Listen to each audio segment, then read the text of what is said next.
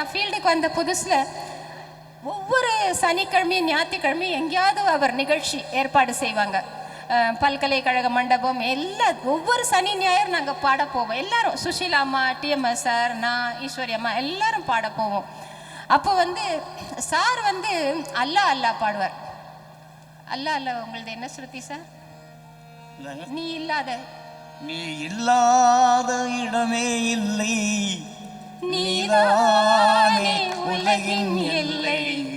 அல்லா அல்லா யா அல்லா அல்லா.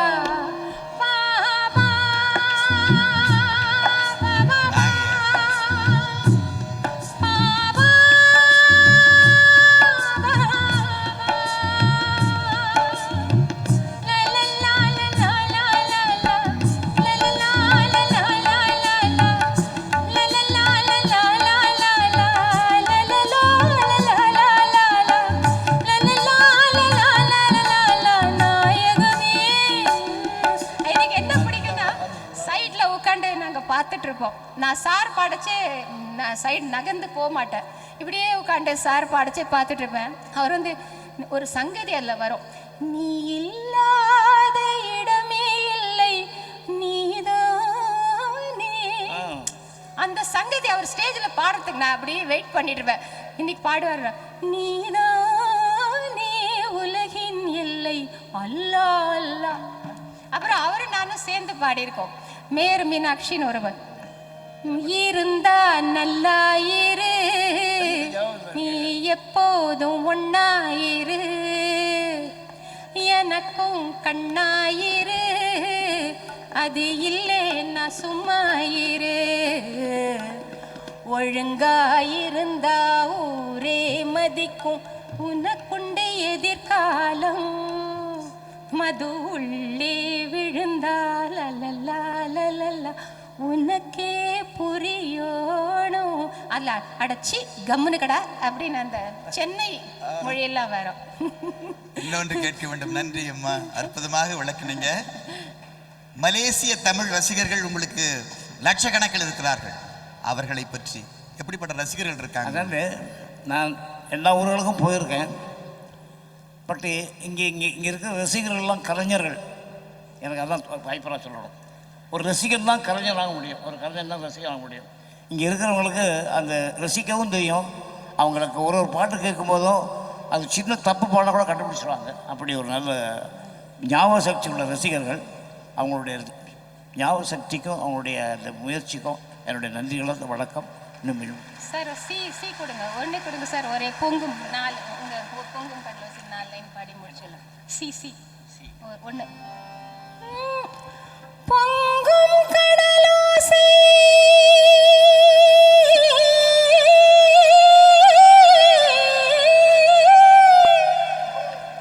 தண்ணீரிலே ஓடங்களை தாலாட்டவே கொஞ்சம் தமிழோசை, தண்ணீரிலே ஓடங்களை தாலாட்டவே கொஞ்சம் தமிழோசை, பொங்கும் கடலோசை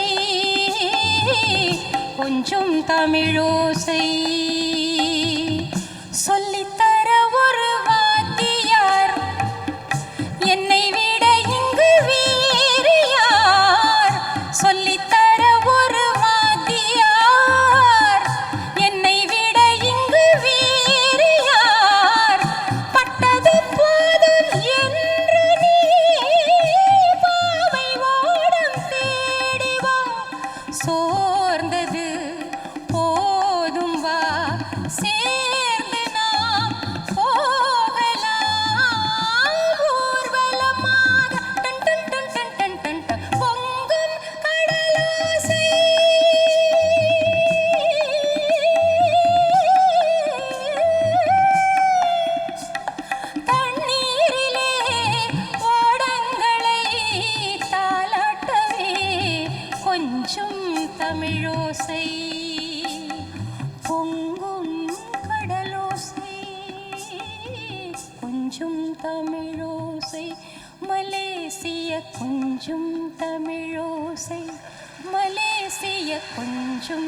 தமிழோசை மலேசிய கொஞ்சும் தமிழோசை.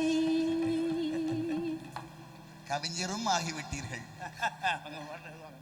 ஐயா அவர்கள் நமக்காக இன்று காலையில் தான் வந்தார். அதை கருதி அவரிடம் நிறைவாக ஒரு கேள்வி. கவியரசு கண்ணதாசனை பற்றி உங்களுக்கும் அவருக்கும் இருந்த உறவு, ஒரு பாடல் பிறந்த கதை. அவரும் நீங்களும் இணைந்து இப்படிப்பட்ட பாடல்கள் எல்லாம் உருவாகி இருக்கின்றன. சுவையாக இவர்கள் தெரிந்து கொள்ள ஒரு பாடல் பிறந்த கதை. அதாவது கண்ணதாசனோட சேர்ந்து எழுதின பாடல்களுக்கு, எல்லா பாடல்களுக்கும் ஒவ்வொரு கதைகள் இருக்குது. அதில் ஒரு கதை மட்டும் சுருக்கமாக சொல்கிறேன் உங்களுக்கு. அவர் எப்பவும் என்கிட்ட என்ன சொல்லுவார்னாக்கா, விஸ்வநாதா வேறு யாராவது கூப்பிட்டு எழுதிடாதா, எனக்கு கூட சான்ஸு. ஏன்னா அவருக்கு காசு கடன் பாவம் கஷ்டம்.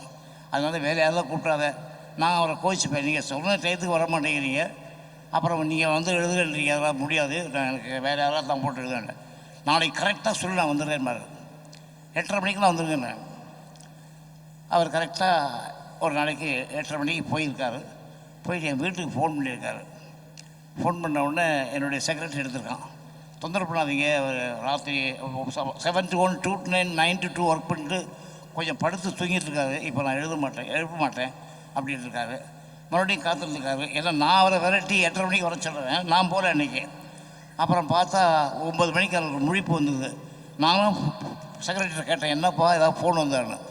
கவிஞர் வந்து காத்திருக்காராம், உங்களை கோச்சிட்டாரு, சீக்கிரம் புறட்டு போகிறார். நான் உடனே ஏன் எழுப்பி சத்தம் போட்டு நான் விறுவிறுன்னு வண்டி எடுத்துகிட்டு ஆஃபீஸுக்கு போனேன். அவருடைய வண்டியை காணோங்க. அவர் போயிட்டு கோச்சிட்டு பார்த்தாலும் சந்தேகப்பட்டேன். ஒரே டென்ஷனாக போய் உட்காந்து டைரக்டர் ராமண்ணா அவர் சொன்னார், நீ ஒன்றும் டென்ஷனாக விஸ்வநாதா, இந்த சிச்சுவேஷன் தகுந்த போய் ஒரு பல்லவி கொடுத்துட்டு போயிருக்காரு, அந்த பல்லவிக்கு வார்த்தைக்கு நீ மெட்டு போடு, அவர் வந்து பாக்கியெல்லாம் முடிச்சு கொடுப்பாருனாங்களா. பாட்டு என்ன தெரியுங்களா, அவனுக்கு என்ன தூங்கி விட்டான் அகப்பட்டவன் நான் இல்லை உங்கள் பல்லவி. இதுதான் பல்லவி. எனக்கு பார்த்தோட சிரிப்பு ஒரு பக்கம், கோவம் ஒரு பக்கம். ஏன்னா நான் அவரை சீக்கிரம் வர சொல்லிவிட்டு நாங்கள் லேட்டாக போயிட்டேன் இல்லையா. என் செக்ரட்டரி வந்து தூங்குறாரு சொல்லி அது ஒரு கற்பனையாக போச்சு. அவனுக்கு என்ன தூக்கி விட்டான் அகப்பட்டவன் நான் சொன்ன உடனே அந்த வார்த்தைக்கு மெட்டு போட்டிருக்கோம். அது மாதிரி பல விஷயங்கள் இருக்குது. மே மாதம் அவுட்டோர் ஷூட்டிங் சீரியஸாக எல்லா ஆர்டிஸ்டையும் கால் ஷீட் வாங்கி ஒரு ஷூட்டிங் நடந்துகிட்ருக்கு. அவன் தான் மனிதன் நினைக்கிறேன்.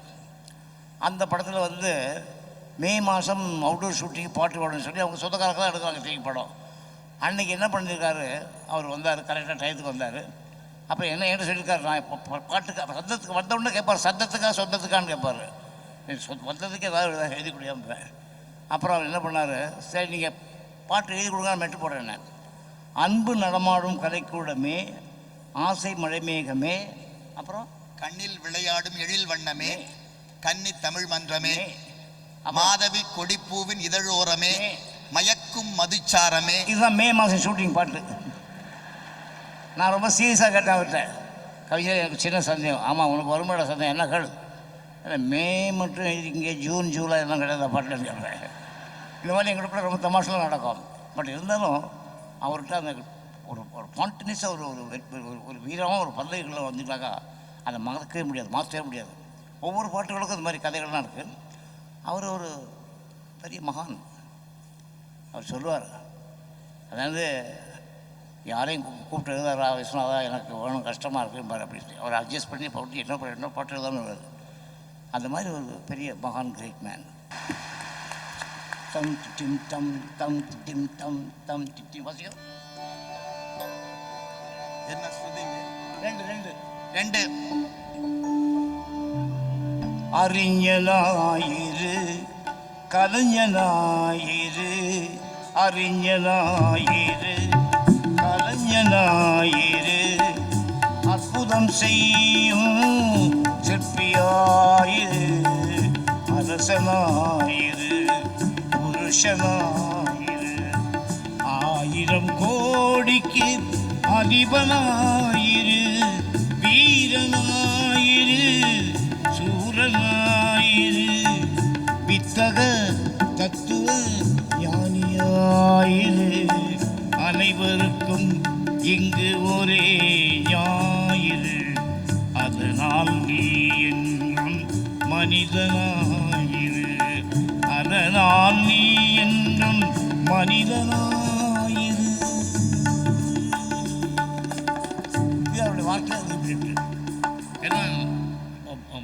கலைஞனாயிரு சொல்லி மனிதனாயிருன்னு பிடிப்பார். அப்படி பல பாட்டுகள். அற்புதமான மெல்லிசை மன்னரோடு நிகழ்ந்த இந்த கலந்துரையாடல் நிகழ்ச்சி ஒரு நிறைவை நாடுகிறது. ஐயா அவர்களுடைய கலைப்பணி நம்மை தொடர்ந்து வாழ வைக்க வேண்டும், நம்மை.